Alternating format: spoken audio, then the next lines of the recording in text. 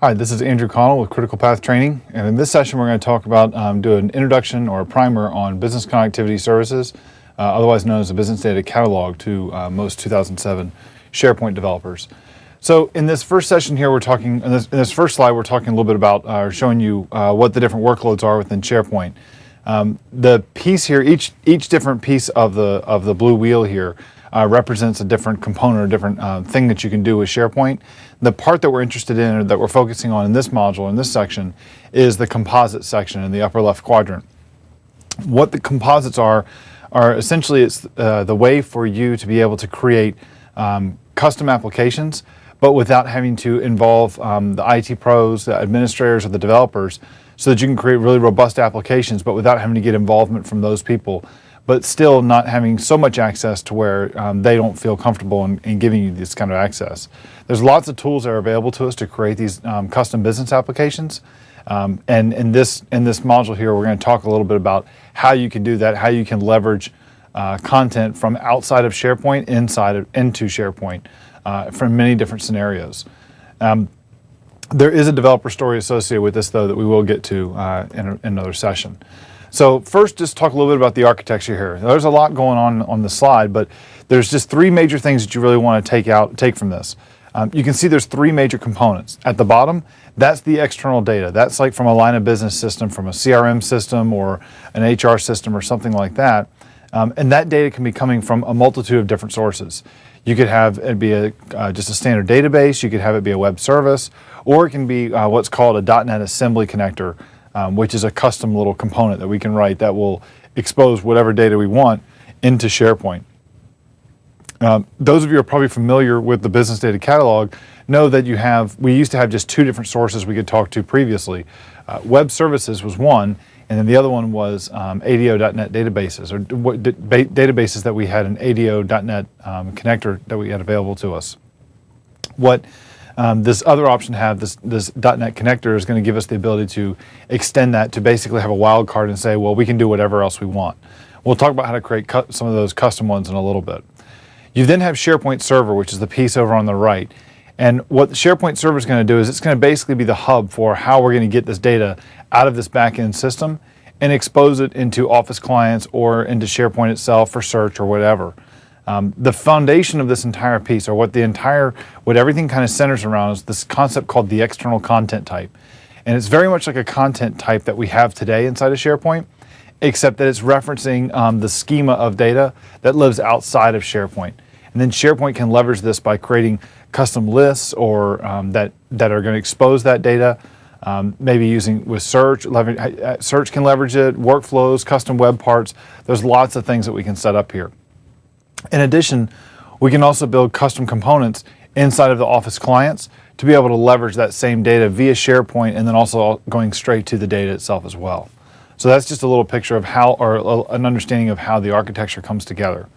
So this thing I was talking about earlier, a second ago, about these external content types, what are these guys?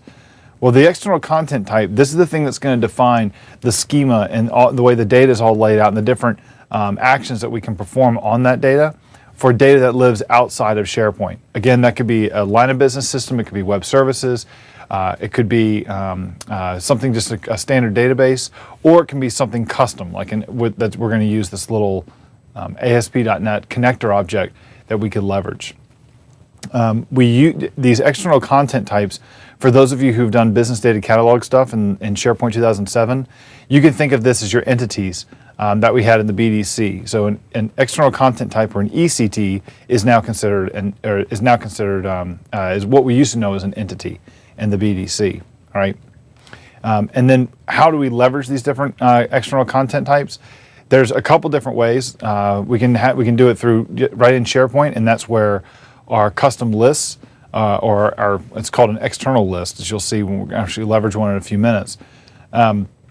We can leverage them that way by going through and creating an external list that is basically a UI front end into that same data. And it looks and acts very much like a regular SharePoint list does, with a couple little things that are specific to SharePoint are not really available to us. And then you can also leverage them inside the Office clients like we talked about on the last slide here. Okay. So let's first go through, I'm going to show you how to create a custom external content type, first doing it with more of a power user tool with SharePoint Designer 2010. So now what we're going to do is we're going to take SharePoint Designer and we're going to create an external content type that's going to have no code involved at all with it. Create an external content type, and then we'll deploy it to SharePoint, and we'll take a look at some of the content that came out of our database. So what I have is I have the AdventureWorks sample database installed on my SQL server on my machine, and we're going to pull some contacts out of that, and we're going to expose it through a SharePoint list. So there's one thing we want to check before we go too far into this, and make sure that we have the BCS service app running. So I'm going to come over here to Application Management under Central Administration, and then go to Manage Service Applications.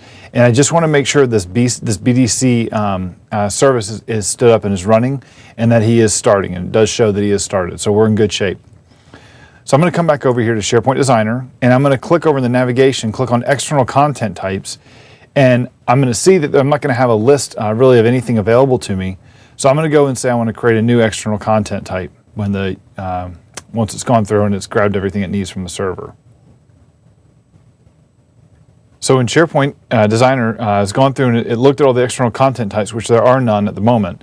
Well, now I want to go through and create one. So I'm going to click on External Content Type, and then it's going to give me a form to go through and to basically fill out here. So I'm going to have to give my content type a name and a couple other properties. So I'm going to give my content type a name, and I'm just going to call it Contacts. And then I'll click on the display name, and it will automatically rename it to the name I just typed in here. So I have a chance to go through and to change the display name from what the underlying name is. The namespace, I'm just going to call this Contoso. And then I'm going to say that the office type of object that I'm creating is going to be a contact. So I'm going to say this is going to be based off of a contact. And then I have the option here to say, do I want to do offline sync of my external list? What that's going to do is let me take my list offline in a new tool called SharePoint Workspace 2010 that was formerly known as Groove.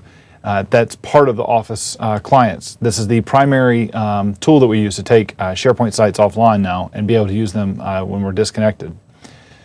Now I've gone through and created some of the stuff we have here, but I now need to go in and set up the data source that I'm going to connect to. So I don't have any data sources, so I'm going to go through and add a data source. It's going to be a SQL data source, and it's going to be on server demo 2010A, and the database name is AdventureWorks. And I'll just connect with my identity here. We'll talk more about security in just a few minutes. So once it's found the AdventureWorks database, I'm then going to expand this, AdventureWorks, expand the tables, get a list of all the tables inside the AdventureWorks database, and one of them will be named the contact table that I'm going to go ahead and select. And you'll see that once the contact table comes up, one of the things that we need to do is we need to create the different methods that are going to be associated with this external content type. So I have a bunch of different options that I can create here. I'm going to say let's go ahead and create all of them. So I'll right click on contact and say create all operations, and now it's going through and creating the finders and the updates and the deletes and all that stuff that we need to have to be able to read the contact table, and which is new in SharePoint 2010, but also write back and update items inside of it as well. So it's building all those things for me at the moment.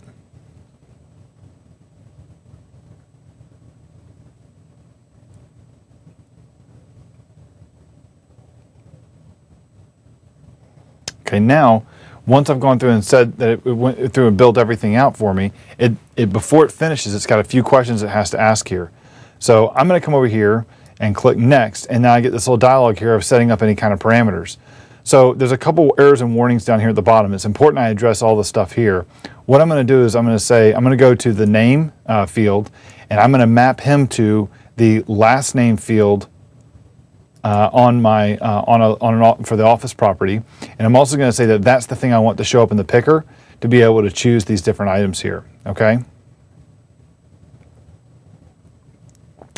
The next thing that I'm going to do here is I'm going to go to the row GUID and just try and get rid of some of these warnings here. So I'll just go through and uncheck that guy and leave everything else as is, and then go ahead and click Next. The next thing I'm going to do is set up a filter here. So I don't, like if there's a million items in this table, I don't want SharePoint to pull a million items back. I only want it to pull some of the items back.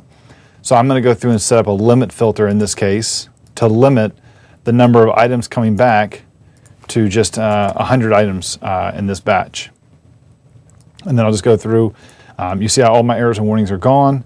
I then go through and say finish, and then I can go save my changes. So it's going through and making a couple little changes to the external content type, and then I can go in and say I want to save my changes here.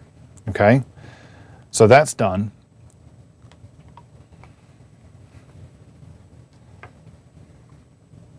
Now, while this is finishing up here, one of the things that I can do is I can go from SharePoint Designer. I can tell it that I want to create a new list based off of this content, this external content type. And I would do that by coming up here and clicking on Create Lists and Form, where I could also modify the view and the edit forms. I'm not going to do that here. That's just, I'll let you do this as like a self-exercise. But that's something I'm going to go through and I can set up also through the browser just as well. So it's going through and it's storing all the stuff about my external content type. There's other things that we can do too. I can go in and create a profile page. Before you create this profile page though, while we're waiting for this to finish, let me jump over and show one thing that might not be as obvious. This Business Data Connectivity Service application inside of Central Administration, if I go there and click on Manage, then what we'll see is we might see, we might not, it just depends on where SharePoint Designer is in the process. So it doesn't see our external content type yet. It's still trying to save that guy, as you can see. So he would show up right here. But one of the things we have to do is we'd have to go in and tell the service application that we need to configure him for going through and creating profile pages. And so I would say that where do you want the profile pages to go? And we're going to go ahead and just use the existing site that we already have. We'll use intranet.contoso.com and save our changes. And then now, well, there's our context right there. Now I can come over here and I could say, go ahead and create a profile page. I could do it from here, or I could do it from SharePoint Designer, okay? Now let's go back to our site and let's see how we can use this data. So I'm going to come back over to my site. We'll open up Contoso Inc. And then we'll go in and let's create a new list. So I'll go to More Creation Options. And you see we now have this really cool little list creation application here. It's all a nice Silverlight thing with everything kind of has nice little feedback. I'm going to pick lists, and then I'm going to pick the external list field right item right here, and click Create. And we'll just call this my ECT contacts. And then I need to give it the external content type. Well, I'm going to go find my external content type by clicking on this little icon down here, and then it's going to pop up an option to say which one do you want to use. So I'll pick the one that I just created, this contacts, say Create, and now what SharePoint's doing is it's creating the list infrastructure so that my users will see this list like any other SharePoint list, but you'll see that the data is not coming from SharePoint. The data is actually coming from a SQL Server database, the AdventureWorks database. But you'll see how the user experience is almost seamless from like a traditional SharePoint list. So we've got all the same kind of look and feel kind of stuff. I can always go through and take an item, click on it, and see the details on this item. So here's the details for this one field. Again, I could go into SharePoint Designer and modify this form so it looks a little bit nicer. I could then come over here and even say I want to edit this item. And because I told the operations what I wanted to do, I want to go through and add in all the different operations. I can go through and change this person's phone number, save my changes,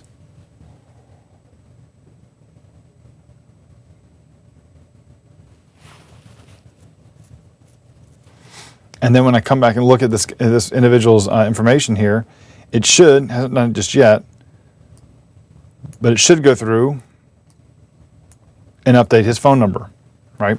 So you can see read and write operations straight from SharePoint Designer. Oh, sorry, we can do read and write operations using BCS and external content types inside of SharePoint.